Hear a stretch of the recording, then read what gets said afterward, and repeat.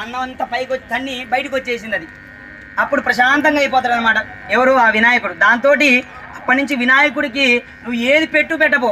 చూడండి, గుడికి వెళ్ళినా దర్శనం చేసుకున్నా ఏమవుతా ఆయన దగ్గరికి పోగానే, ఆ వినాయకుడి దగ్గర పోగానే 2 చేతులు కూడా తల మీద మొట్టుకొని, అంటే 3 సార్లు 2 సార్లు మన ఓపికను బట్టి మొట్టుకొని ఒక 3 బింగిలు తీస్తే చాలంట. అతనికి నాకు ప్రసాదం పెట్టినావు, కుడుములు పెట్టినావు, ఉండ్రాలు పెట్టినావు, నాకు ఏది పెట్టినావు అని అన్నాడంట. ఆ 3 బింగిలు తీస్తే చాలంట. ఎందుకంటే మహావిష్ణువే స్వయాన తీసి తన అల్లుడికి చెప్పాడు కాబట్టి దానికి అంత విశేషమైన ఫలం ఉందన్నమాట.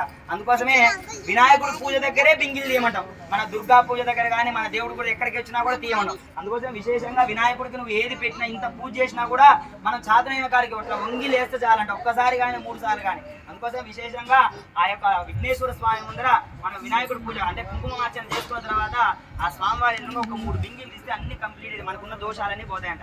అయితే ఆ యొక్క అతనికి ఎలాగైతే బయటకు వచ్చిందో మనకున్న దోషాలు, మనకున్న కష్ట నిష్ఠూరాలన్నీ కూడా ఆయన తెలిసిన. ఎందుకంటే విఘ్నాలకు అధిపతి ఎవరంటే వినాయక స్వామి. అందుకోసం ఏ పూజకైనా సరే ఆయన చేసుకున్న తర్వాతనే మనం ముందుకు వెళ్తాం. అందుకోసమే ఆ వినాయకుడికి చేసుకుంటున్నాం కాబట్టి మనకు ఆ విఘ్నాధిపత్యం రావడం కోసం, అంటే ఆయనకి ఎలాగైతే వచ్చిందో తెలుసు కదా మనందరికీ కూడా.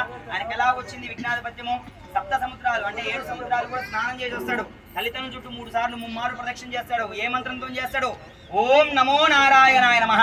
సార్ అందరు చెప్పండి, ఓం నమో నారాయణాయ నమః అనే అష్టాక్షరి మంత్రాన్ని చేపించాడు ఆయన. చేపించి తల్లిదండ్రుల చుట్టూ 3 సార్లు ప్రదక్షిణ చేస్తాడు.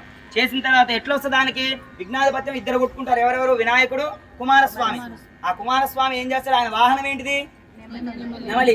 ఆయన పల్సర్ బైక్ బర్రను స్టార్ట్ చేసిండు, బర్రను వేసుకుని వెళ్ళిపోయాడు. మరి మన విఘ్నేశ్వర స్వామి వాహనం ఏంటిది? ఎలుక వాహనం. మరి ఆయన ఎక్కితే అది కలల్లా పాపం. దాంతో అతను ఇబ్బంది పడుతుంటే ఆ యొక్క విశేషం చూసి ఆ యొక్క నారదమాని పక్కకి పోయి ఏడుస్తుంటాడు. ఈయన బాధపడుతుంటాడు కూర్చొని బాధపడుతుంటే, అయ్యా తల్లిదండ్రులు నాకు తెలిసి కుమారస్వామికి ఇవ్వాలి విఘ్నాధిపత్యం అని చెప్పి